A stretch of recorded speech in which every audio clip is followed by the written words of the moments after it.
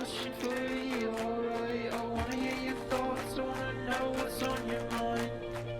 I've got a quick question for you, alright? The answer's not important, I'm just glad that we could talk tonight. So what's your favourite? Who did you get? When will I be remembered? Was it ever? Where did all the why do we know? Oh, forget it. Soren, Bowie, Daniel O'Brien, two best friends and comedy writers. If there's an answer, they're gonna find it. I think you'll have a great time here. I think you'll have a great time here.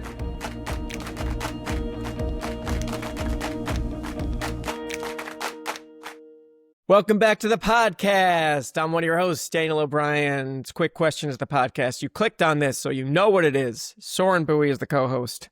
Hey, man. Hey, how's it going? I'm Soren Bowie. I heard recently in an article, listening to an article, I guess, I heard that the death of podcasts, everyone thinks, is that they're all becoming so video heavy because now so much of the podcast is dedicated to talking about visual things that the two people are doing, and it's ruining it. So I've taken matters into my own hands, and I've decided to, for this particular podcast, look like complete shit. Excellent. I was going to not call that out because I think you look awesome like always, but this is such a wonderful peek into what you see when you look in the mirror. I just got back from a workout and a run. I'm looking a little flushed, a little bit worse for wear. Look healthy as hell, man. The elasticity of my face has sagged because I've been running. You know that look, and the dehydrated look where your eyes start to sink back into your head. I got all that going on. Yeah. So you're not missing out on anything. We talked about our running body issues last week, but it's never really a bad time to bring it up. Just how good I feel after a run or a workout, and I think this should be the best that I look too. Yeah. And it's just not. Your skin looks like such dog shit after a run or a workout. Blotchy. And it's so unfair. It's such a bummer. It's also I think that there's something happening with spinal compression. Like I just look compressed. I'll come back from an 8-mile run thinking I'm going to look in the mirror and see this like trim, svelte guy, and I look like a painting of a bulldog in my face. There's just so many saggy things that I guess I shook loose with gravity. Yeah, and then they stay loose until they have to firm back up throughout the rest of the day, I guess. Daniel, part of also the reason that I look like shit is because I went out drinking with friend of the show Sam Bergen last night. Oh, great! You're your annual drinking. Yeah. It's so far and in between where we do this drinking that the bar that we always agree to just go to, we don't even say what bar we're going to. We just say, hey, do you want to do it this weekend? We agree to do it. That bar has been closed for 6 months. We didn't know. What a bummer. So we had to go to a different one, aptly named Old Man Bar, and did some drinking there. Not a ton, but like 3 solid drinks. Sure. And I felt like shit. This morning. Didn't get like the joy of it last night. It wasn't like, I'm crazy drunk, this is the best. Isn't that the thing, Soren? Isn't that just the fucking thing that at this age we'll do our little drinking and you don't even get the good part of the poison. You don't even get the tiny bit of euphoric near death that drinking gets you as per contract. You just get shitty feeling the next day. You spend money and you sleep horribly, and then the next day you've lost several steps, and it's like, but what is it? But usually there was a trade-off where for some amount of my life I was someone else. That's gone. You're never going to get that again. It felt like I was borrowing from tomorrow. Every time I got drunk, I was like, I'm using up so much goodness of tomorrow for tonight. And it's feeling really good, and I understand the trade-off. And then tomorrow, then I'll suffer. That's tomorrow's problem. But I no longer get that. And you know what it is? I'm realizing that age is pushing me towards ecstasy and Molly. Wow, cool. Because I'm not getting the same thrill I used to get from alcohol. And I'm like, well, where am I going to get it? I need some other upper. Well, I guess alcohol's a downer, but I need some other stimulant, and I know where to get it. And so this is the fault of time, honestly, that I'm going to start doing more ecstasy. It is the fault of time. You jumped right over like what I've observed in the world, which is an increase in THC drinks and gummies. You've bounded over that straight to ecstasy, which I kind of appreciate. I respect that you want some part of it to still be illegal.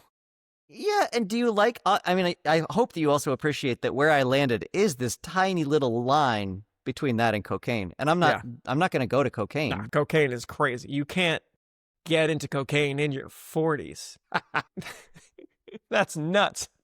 That's sad. I think that's a problem. Yeah, I don't like the narrative there. But getting into ecstasy in your 40s it's like a really novel idea. Yeah. Yeah. People are going to talk.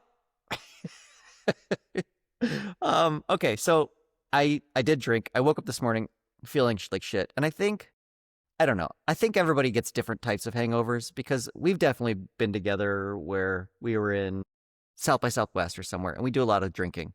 And the next day, like Bacon, for instance, our good friend Bacon he's so hungover, but he's like, I got to eat something. And I'm like, eating is the very last thing I can possibly do right now. I'll throw up if I even look at a menu. So everybody kind of handles it differently. And I'm curious, Daniel, are you a thrower-upper? Are you a yacker? No. You don't do that? No. In like the days that you're talking about when we would drink a lot at South by, I feel like this, and this is like a 20s thing. I think my strategy was, oh man, I'm so hungover. I need hair of the dog. Even if I don't completely trust the science on that, I was like, let's go to breakfast so Bacon can get like a lethal amount of chimichangas or whatever the fuck he was doing. Chilaquiles. And I was like, and I will just get something to keep me stable, like a morning margarita, something like truly insane and inexcusable. Not even one of the like socially acceptable morning drinks. Right. It's like, oh, it's a Bloody Mary. It's kind of like soup. I'd be like, let me get a coffee, whiskey, please. So, and then maybe if I just stay just drunk enough, just long enough, the hangover will give out. We'll lose to me because I have more dog in me. Yeah, it thinks, oh, I'll just kick this down the road. Yeah. I shouldn't approach him right now. There's no way he's going to deal with this right now. Yeah. He's drinking a whiskey. I'll talk to him later. Yeah. Hangover's like, I got other places to be. I can't wait around for this guy. Did it work? Does that feel like it was a cure that actually worked for you? I mean, it did, but again, like there were so many things that I did in my 20s and early 30s that I thought were like foolproof systems, but I think it was just youth. I think there's nothing doing these days. Do you have currently, like something that you think works for you to cure a hangover? No. Probably the closest, people are going to be really mad about this, but probably the closest is time and running. Like if I am able to run, if it doesn't like shake my brain too much to the point of crushing pain, then I'll go for a run.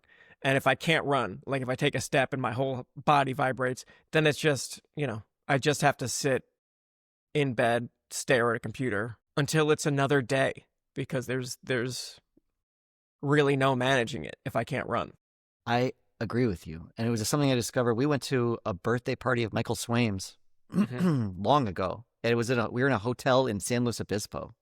And I don't remember why we were celebrating his birthday there, but we drank a lot. And the next day I felt like such shit. And I was like, I think the only way to fix this is to just start moving, like, and really, really hard. And so I hated the idea of it. It was going to hurt my brain, but I was like, what's the worst going to happen? Am I going to die?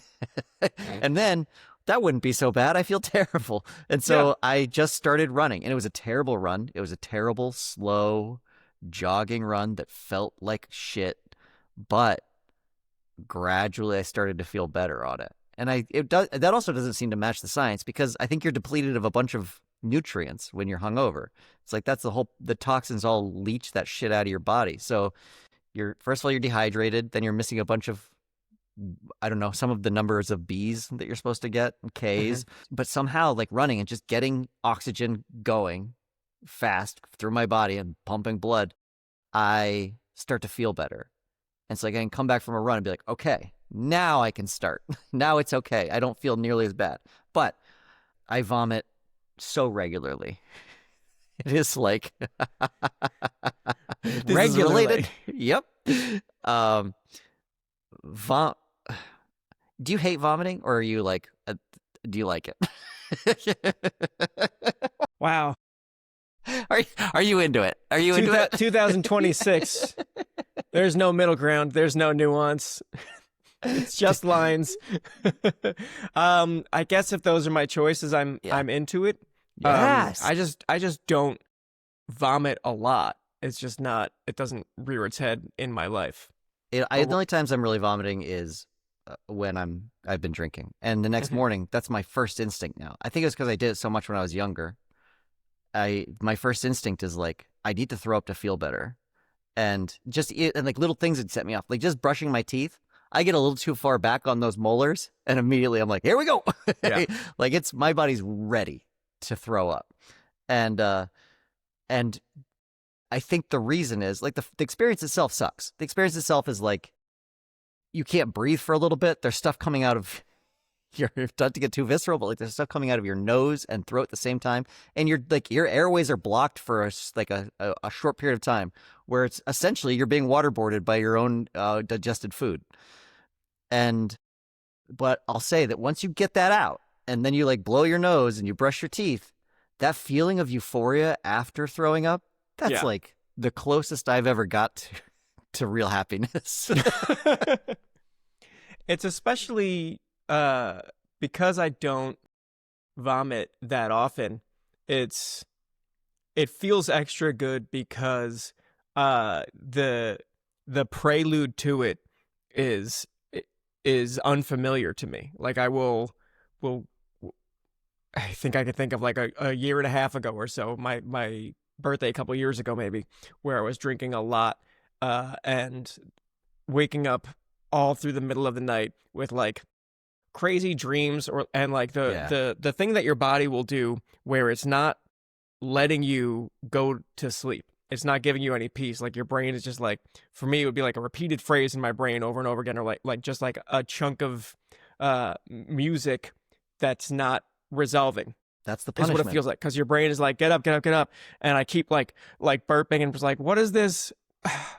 This could be anything. What's going on? Am I going crazy? And I'll let it torture me for a while, and then once I throw up, I'm just like, oh yeah, that's right. My body was sending every message it could to let me know that it needed to get some poison out, and now I'm better. I wish I would have just not only am I better, because when I'm trying to sleep and my brain is like, you gotta get up, you gotta get up, you gotta get up in the morning. I'm just like, no, let me see if I just sleep, I'll feel better. And my body is like, motherfucker, I know better than you do. I know what's gonna actually make you feel better. Get out of bed right now. And I'm just like, no, maybe if I just I think I might know pleasant better. Thoughts. I mean, sometimes that I will say that if I feel like shit and I go back to bed, I can recalibrate by sleeping more. But if it honestly, I get the same thing as you, where in the early morning after you've been drinking, guaranteed, your body's just like, get up, you fucking sack of shit. I do that little like toe rub together where I'm like just trying to like stay comfortable, and like that's like a very calming thing to just like rub your feet over each other, and you're just like, just nothing is working. Just you feel awful. And then, you get up, you throw up. And I'll say, once I've thrown up, I feel better than I've ever felt. Sure. It feels like an accomplishment, first of all, because it's so harrowing. And then afterwards, you feel like you did something. You're on the road to recovery, and that you get the immediate, because you felt so bad. You go from feeling so bad to good, that rise is like, this is it. I'm chasing this dragon the rest of my life. If you're anything like me, you are planning for a baby right now, which means among many, many things, you are taking a look at your finances and having to answer seemingly easy but actually very difficult questions like, where does your money go? A question I was not prepared to answer. It was a real moment where I realized I need help getting my finances under control. Just try and answer the simple question, where does it go? Turns out, lots of places. Rocket Money is a personal finance app that helps you find and cancel your unwanted subscriptions, monitors your spending, and helps lower your bills so you can grow your savings. Rocket Money tracks subscriptions and has the ability to cancel within the app with just a few taps, which saves me time and avoids charges.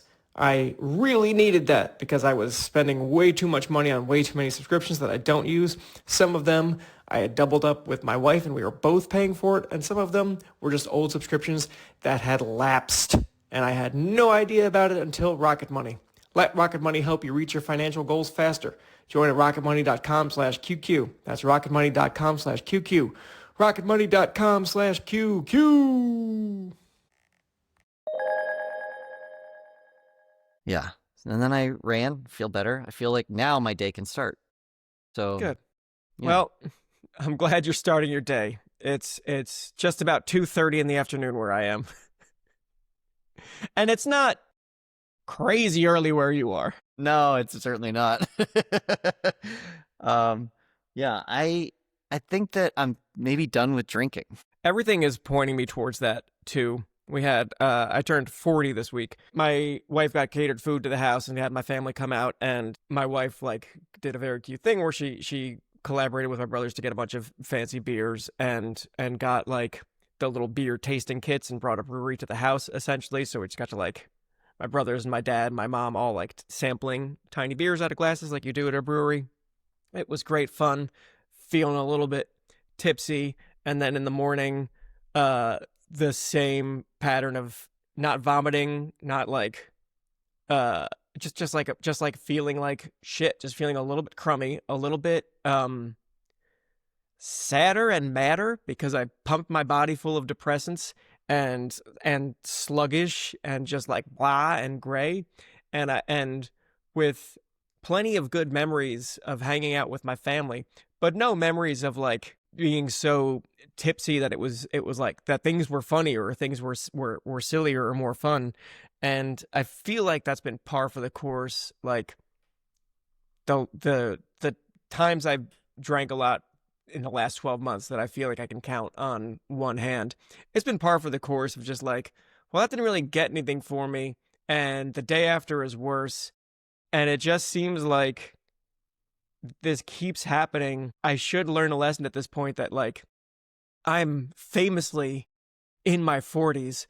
I don't think drinking is for us anymore. I think it's for the kids, and I'm not going to jump to ecstasy or gummies like everybody else. So I guess this seems as good a time as any to let you know, Soren, that I'm thinking of getting into CrossFit because I need something. I need something. Wow, you and I jumped in body. Completely different directions. We jumped in very different directions. You're going to do CrossFit. Yeah. Sucks. I guess I understand that. You want to take care of your body. Because it's the thing that I think we both want when we think oh, you're going out on a night of drinking with Sam or whatever I'm doing. It's I'm going to do the things that I used to do in the past, and that's just not on the table for us anymore. It's a real bummer. It's not a bummer. It's good. It's the way that But we had so much fun. I mean, I think back to our times when we would go to Webby Awards in New York and stuff, and we'd get so drunk in a foreign city. Yeah. We went to Chicago and we got drunk and went to the aquarium, and it was the best day of my life. Yeah. But yeah, I don't know that I'm not getting the same reward from it. And so I'm well, where will I get that reward? Harder drugs. Yeah. That's much harder. That's a reasonable conclusion to draw. I don't know.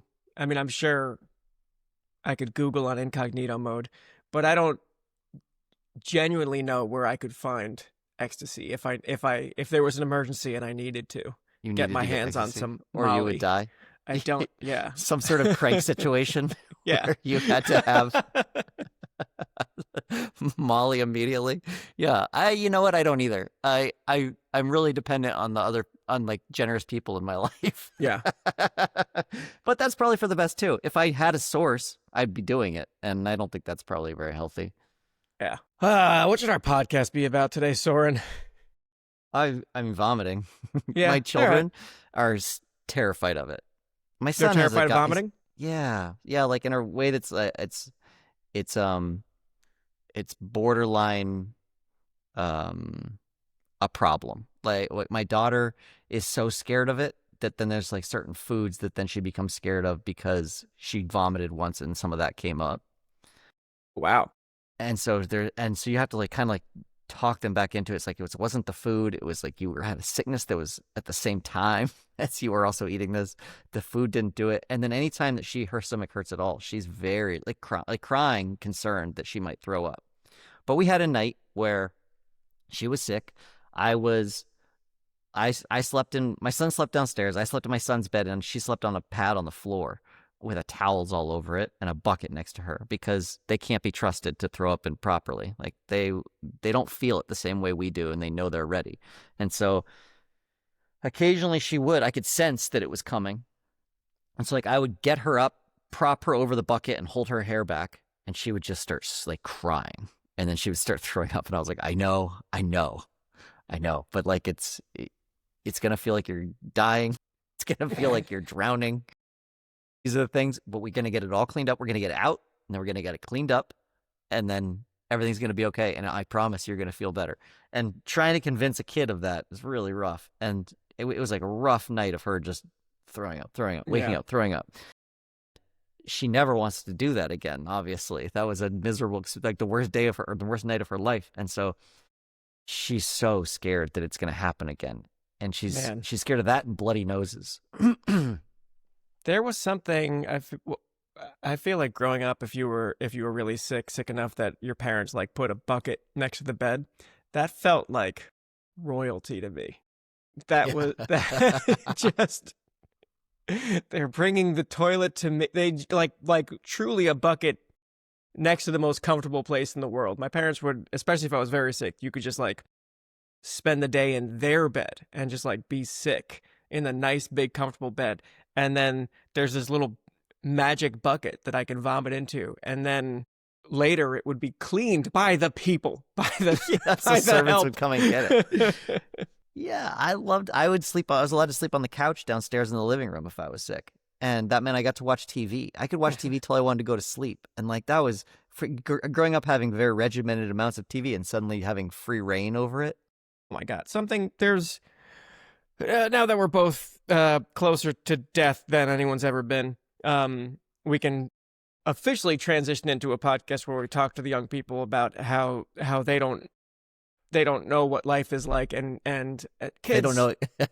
You kids listening to this podcast, you have no idea what it was like to be home from school on a weekday and realize there's a whole different ecosystem of television that exists. It's stuff that's only on during. It's all the soaps and all the Maury and all of the weird other daytime talk shows you don't totally understand. All this Food Network stuff that was just hidden from you because you're at school all day, and then you just get to just watch Maury and only like kind of understand what's happening, and just like look at all the people in the audience for this Jerry Springer fella. They love it. They are eating this. These are some of the meanest people I've ever seen. And look at all these people out in the daytime screaming. There's a whole other world. Why aren't these people in school? I don't understand. Watching Judge Judy was like, oh, I get to watch this mean lady yell at people. And I don't suffer any of the consequences. I love this. I could watch this for days. Hey, it's 2026, new year, new you. Do you got any New Year's resolutions? I do. Every year, I promise myself I'll be more present, and I promise myself I'll stop procrastinating on the important stuff. Life insurance was one of those things I avoided thinking about because I'm going to live forever. Till I realized it's actually quick, affordable, and essential. Fabric by Gerber Life makes it easy to start the year feeling like you've handled something major for your family. And I got a family coming, boy! Thanks to Fabric by Gerber Life for supporting our show. Fabric by Gerber Life is term life insurance you can get done today. Made for busy parents like you, all online on your schedule, right from your couch. You could be covered in under 10 minutes with no health exam required. If you've got kids, and especially if you're young and healthy, the time to lock in low rates is now. Even if you have life insurance through your employer, it might not offer enough protection for your family, and it may not follow you if you leave your job. Fabric has partnered with Gerber Life, trusted by millions of families like yours for over 50 years. There's no risk, there's a 30-day money-back guarantee, and you can cancel at any time. Join the thousands of parents who trust Fabric to help protect their family. Apply today in just minutes at meetfabric.com/QQ. That's meetfabric.com/QQ. MEET fabric.com/QQ. Policies issued by Western Southern Life Assurance Company. Not available in certain states. Prices subject to underwriting and health questions. Yeah, it was really exciting to discover, other than soap operas. Soap operas really bummed me out when I was a kid. But watching any other kind of daytime television was like, I want to be sick forever. I loved this. It's interesting that soap operas bummed you out. I have lately been thinking that I would really like to be on one for a little while. Why? There was this interview that Michael B. Jordan did with David Letterman on his Netflix show, because he, at some point after The Wire, but before Friday Night Lights, he did All My Children. He did the best one. He was Soren, this might shock you. He was Erica Kane's son. He was Susan Lucci's son on All My Children. He is quite an actor.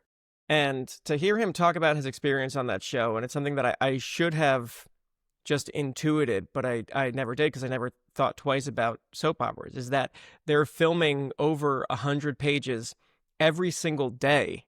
And like the stuff you film on Monday is on television Tuesday. So you're not doing it live, but you're not getting a lot of takes. You're just like, you wake up and your job is to act, sometimes good writing, mostly pretty bad writing, and like a very weird, specific kind of acting. Like it's rare that someone stands out as like, this person is such a good actor on General Hospital that they make the transition to like prestige stuff. It's just very specific. The skill of being able to memorize a lot of stuff very quickly, hit your marks, and look, deliver the right face in the camera at the right time, and then just move on. It seems like a really fun challenge. It doesn't necessarily seem like an acting challenge. It seems like an endurance endeavor that I was just like, I didn't realize that they were. I would like to do like a semester on All My Children and just like come in for a little while and do all the stuff and then leave. Just to experience it. Not for them. This isn't for people. This isn't like, I don't want to be famous or anything. And in fact, there will probably come a day in the middle of a take where we're like, I think I got what I needed out of this. I got to see you guys later. I don't want to do this anymore. Bye. I didn't realize that they were shooting so much and so fast, that you were getting new dialogue every single day, but you're getting like 100 pages of it. If you're a main character, well, obviously you're not getting all that, because there's no such thing as a B story. They're all A stories. But yeah, you're a pretty big chunk of it, and you've got new dialogue every single day. Yeah, which makes sense. I mean, like those. I don't know if soaps have like seasons. I don't know if there's ever. I used to watch All My Children with my mom every once in a while, because she would tape that show, and I liked hanging out with my mom, so we would watch it together. And every once in a while, a character would like go to rehab or go to jail or have to flee town, and then they come back later. And there's always some like crazy explanation for it.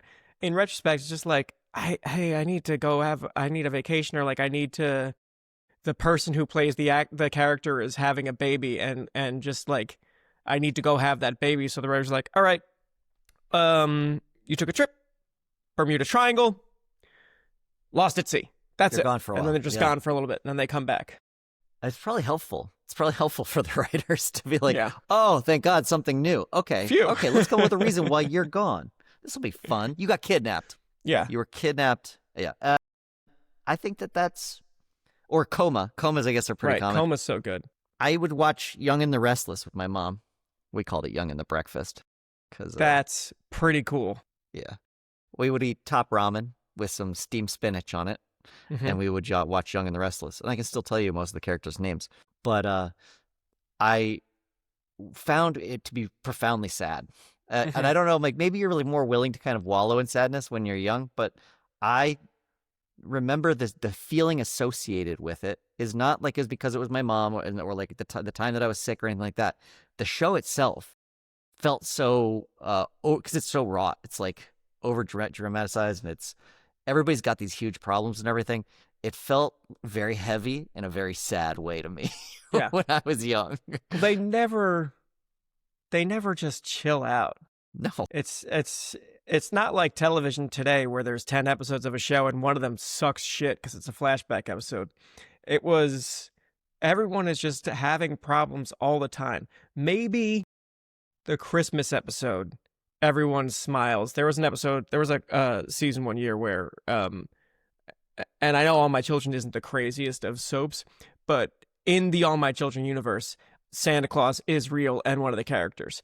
And that reveal was a fun one. And it was their Christmas episode, so not only is Santa real, but like the guy who it turns out is Santa we thought was a jerk, but that was like his cover so no one could catch on to the fact that he's Santa. So that reveal coupled with it just being Christmas, all the characters were in good moods, and it was like this is the one day a year where Erica and her estranged daughter Kendall are nice to each other, and Alec and Sam are nice to each other, and all of the other characters are just like, here's a fucking music box for you, Janet from Another Planet, the serial killer who I guess is my nanny now. Apart remember from a lot of the through lines.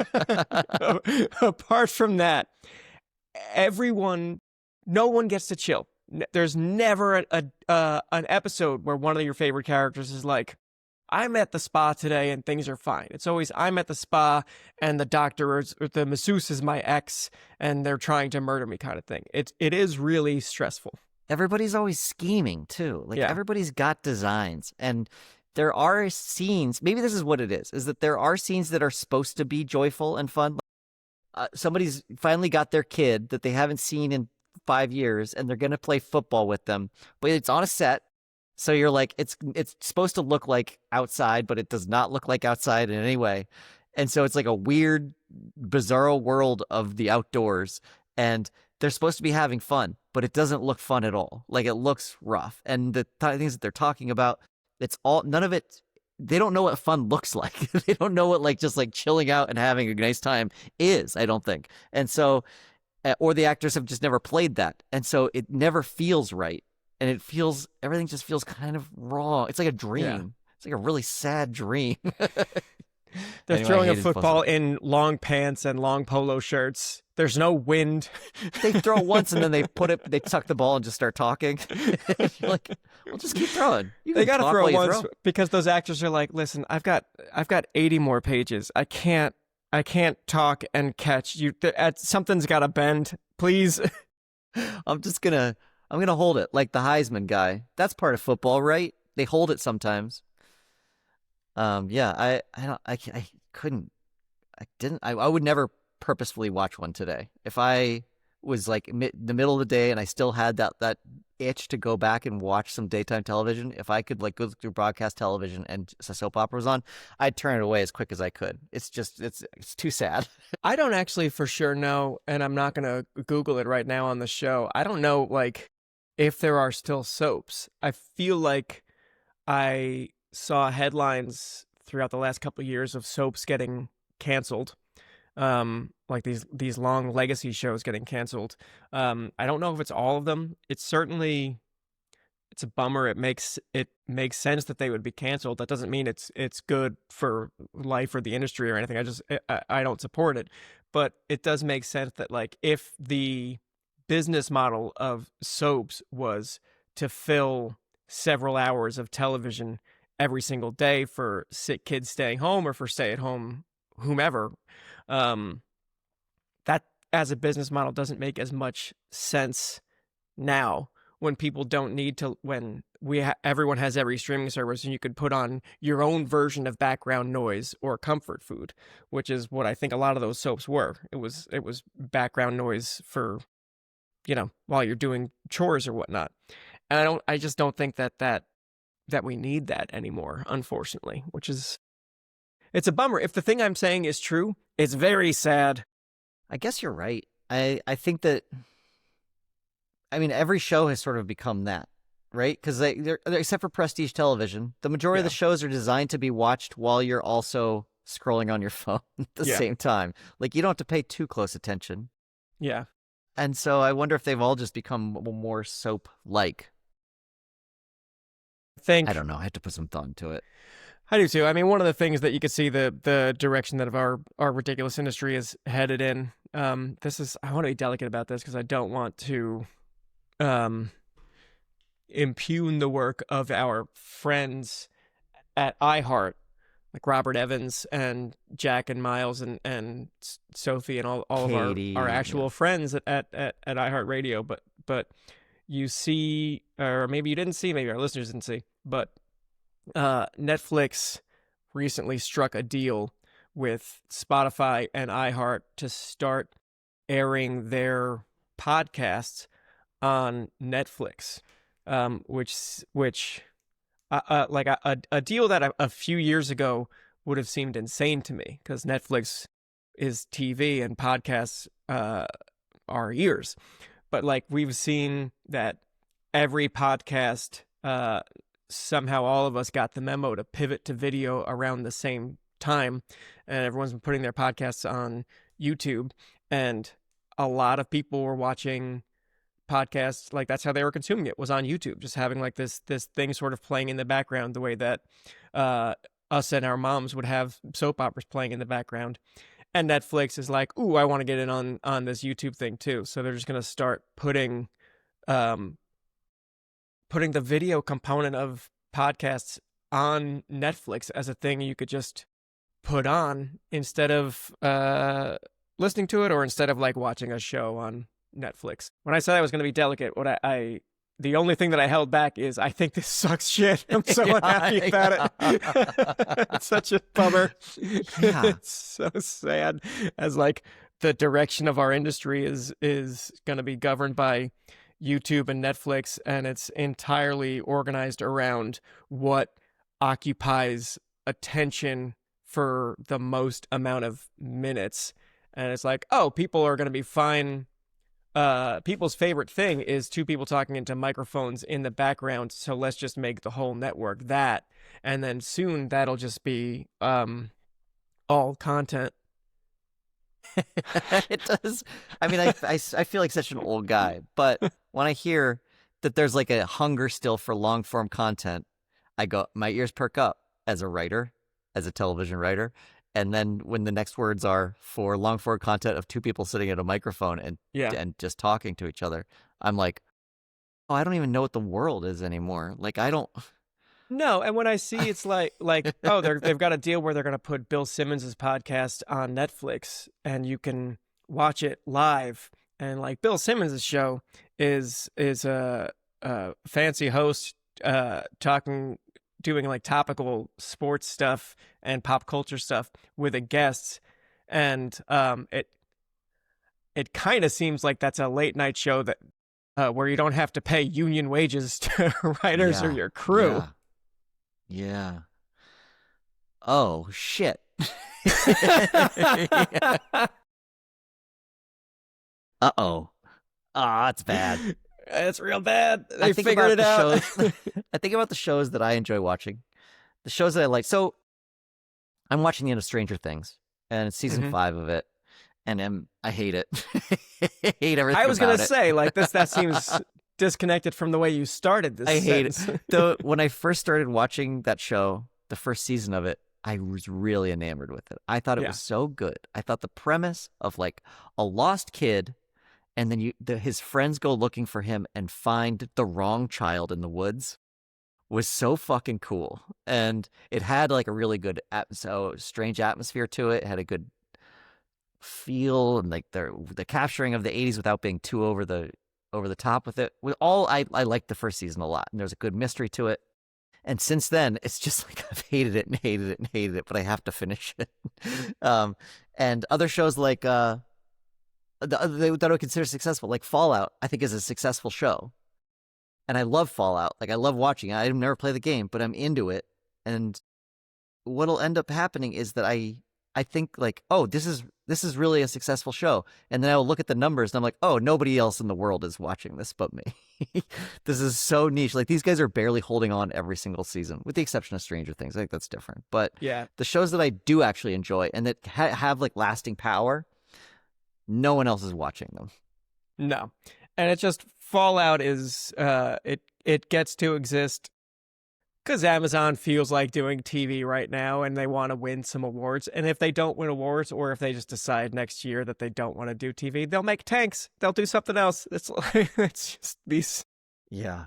They can do whatever they want. Apple's too, like Severance. Like Severance is, Yeah. oh, what a fun little thing you're letting the kids do on the side of Yeah. this other tech business. Yeah. Thank God that it's not getting in the way of your ability to sell phones and gambling apps.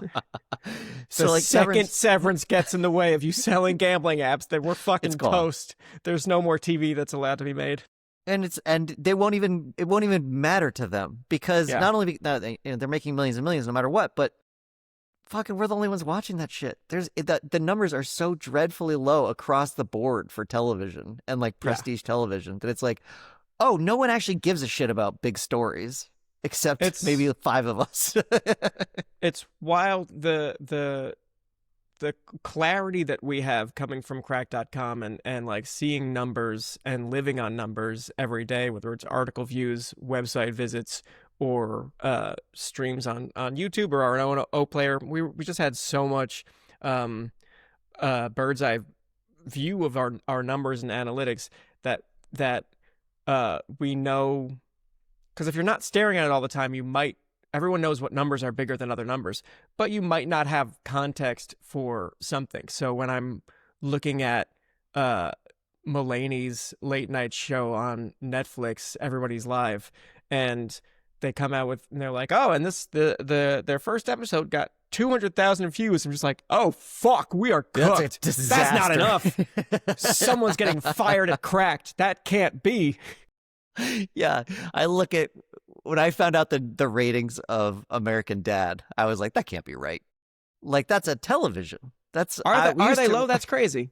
Well, they're lower certainly than our Crack numbers. We would watch. You would write a hit article was 2 million views, or you do an after hours and guaranteed you're going to get like somewhere between 1 and 10. Yeah, and so. You're working in the millions, and you're never working in the millions with television unless you're talking about the Super Bowl.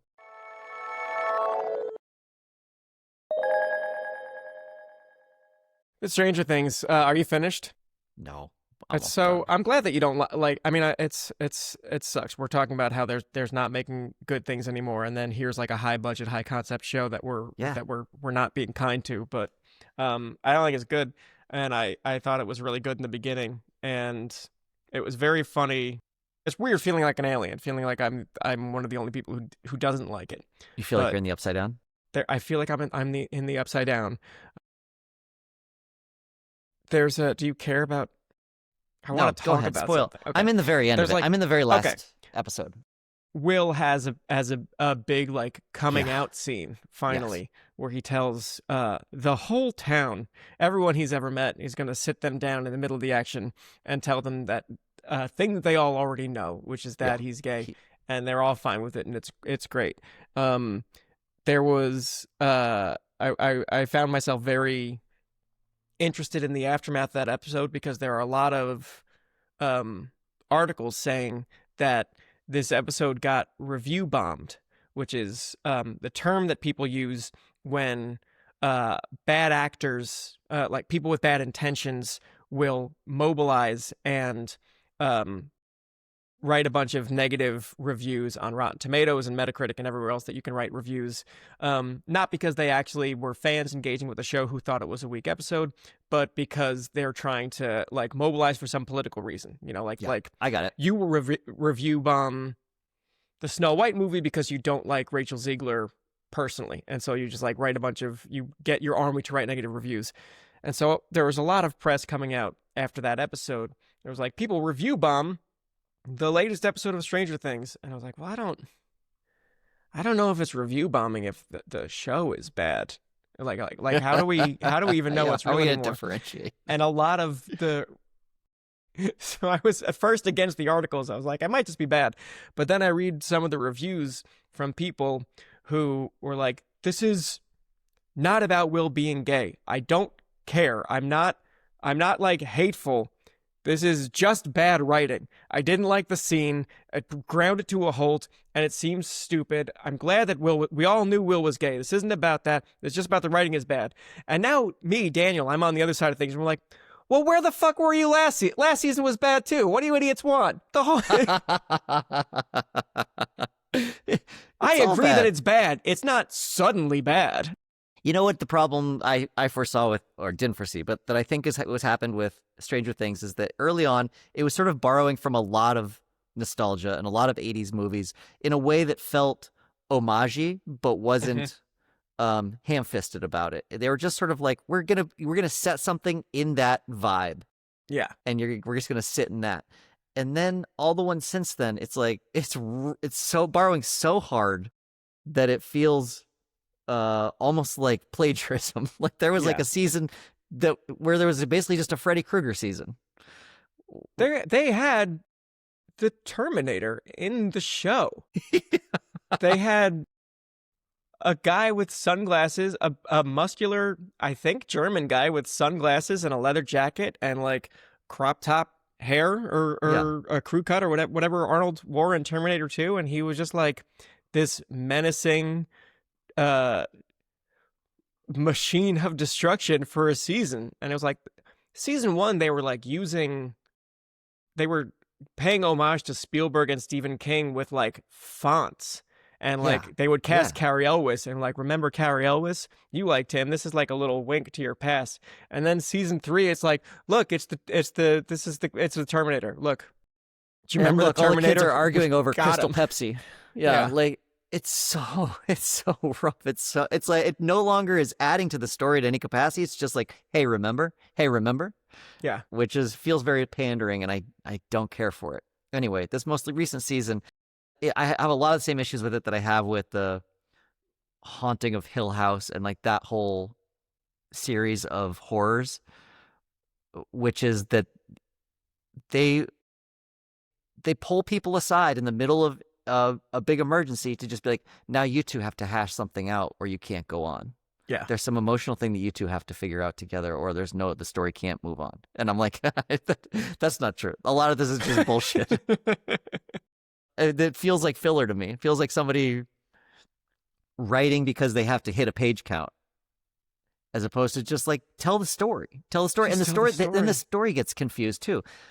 I'll give you like a prime example, which is when they, I don't know, maybe this is hard because people haven't seen it, but what do you mean people haven't seen it?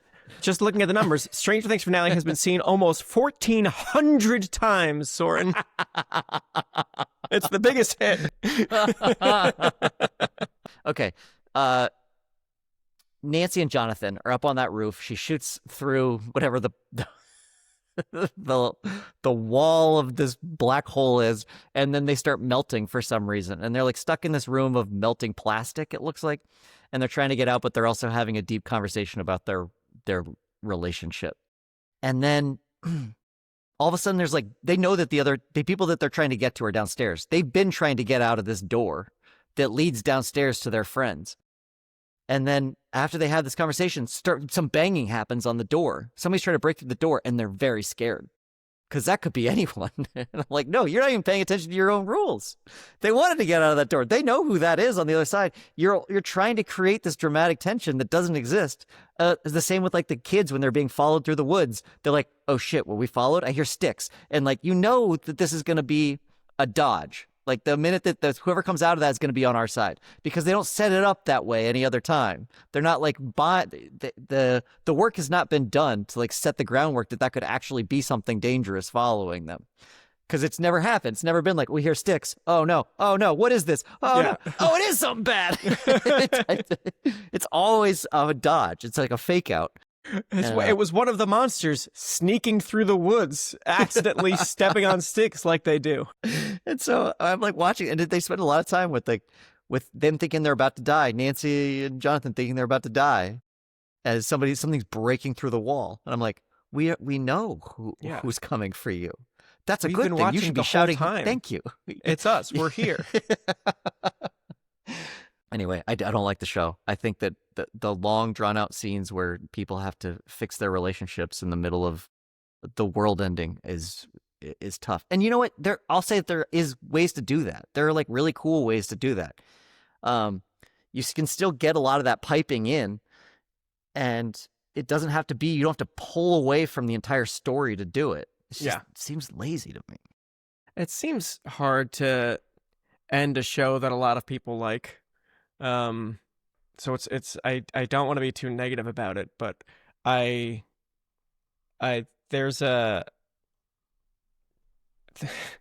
it's been done well by people before, so it's not impossible. And I feel like you've just got to, if I am ever making my own show at some point, and people, all these ifs, if television continues to exist, and I'm allowed to keep working, and if there. I get to make it, and people like it, and people watch it, I feel like I would send all of my writers to some kind of finale school that I would also attend, where we would just like, let's just sit and get the cast, get everybody, whoever is going to be involved. Let's just like sit, watch our favorite endings, talk about what we liked, talk about what we didn't like about the ones that we didn't like, and see what lessons can be learned, and still try to just like make a good show. I don't know. It seems. You're right. I mean, you're making like a good should point. Be easier. And I'm hearing like with Deadwood or something like that. There are shows that didn't get somebody did have that. Somebody had a finale in mind, and then they could never do it because shows rarely get that far. So we're all very clumsy at it when you actually get the opportunity. You have a show that's so successful that you get to choose when you leave. Man, suddenly nobody knows what to do anymore. Yeah. So like, well, we didn't expect to get this far. And now also you have the consequences of the internet too, where there are people who are pitching every idea you could have conceived of. Somebody's put that on a message board somewhere already. And so the idea doesn't feel like yours anymore. And so you're constantly like searching for things that feel brand new and still feel right for the story. But you've got all this minefield in front of you of ideas that people have already put out there. And you're like, well, I don't want to do theirs. I want to do mine. Yeah. And then inevitably you end up with something that's not as good because they've thought about it just as hard as you have. They love your show. I like thinking about Tina Fey and Anthony Jeselnik. I mean, it's from Tina Fey's book, Bossy Pants, where it's like right after she finished either Mean Girls or 30 Rock. And she was like, what am I going to do next? What am I going to do next? And her advice to herself and to Jeselnik and to anyone reading it was like, take 6 weeks. Take 6 weeks off, because if you do the next thing immediately, then it's going to be like a reaction to the last thing where they're trying to distance yourself from it or trying to one-up it, or it's going to be something that like, oh, I want to show that I can like stretch this completely new muscle. Take 6 weeks, separate yourself from it, distance yourself from it, and then come back, and you will most likely at that point be making the thing that you're supposed to make. Like Jeselnik applied it to his stand-up career, where he put out a special of his brilliant dark one-liners that he's built his career on, and then took 6 weeks, came back, and did more of those things, knowing that like if he had just kept going, he would think like, how do I evolve myself? How do I change myself? But you need some kind of like distance to learn. Sometimes you need the distance to learn, no, I need to do the thing that I need to like make a good episode of television. I need to treat this like another episode of the show that I'm making, and not like the big finale of the show that I'm making. Interesting. Yeah, I like that. I think that's it certainly is it works in our environment. If we have hiatuses, you can be like, Sure. oh yeah, during my hiatus, that's what I was doing. I wasn't just like fucking around and wasting time. I was gaining perspective. Yeah. And like our hiatuses are helpful at Last Week Tonight, I think, and our show is very different from any of these shows, obviously. But always towards the end of the season, writers get a little bit antsy and a little bit punchy for like, how can we blow up the show that we are now a tiny bit sick of? And you get to the finale and we have lots of grand pitches for like, wouldn't it be great if we did this crazy pivot or something? And a great thing about our show is that every episode still needs to be about a thing. You know, we're not going to be Netflix where they're suddenly going to give us 2.5 hours with Last Week Tonight finale to like close any loops or anything, because our show is a topical news show. So it's like, Yeah.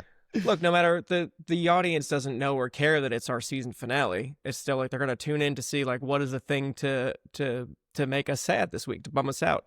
And we deliver that and go out with a tiny bang, and then take a few week hiatus to come back and not sick of the show and not thinking about, Right. you know, we just did 30 episodes of this show, and by episode 30 we're ready to reinvent the wheel. Take some time off, come back and be refreshed, and remember that no, your job is to not reinvent the wheel. Your job is to deliver the show that your audience wants, that you've been delivering, without necessarily repeating yourself. Yeah. There's still an appetite for it. You just keep doing it. All All right, everybody. That was our vomit episode.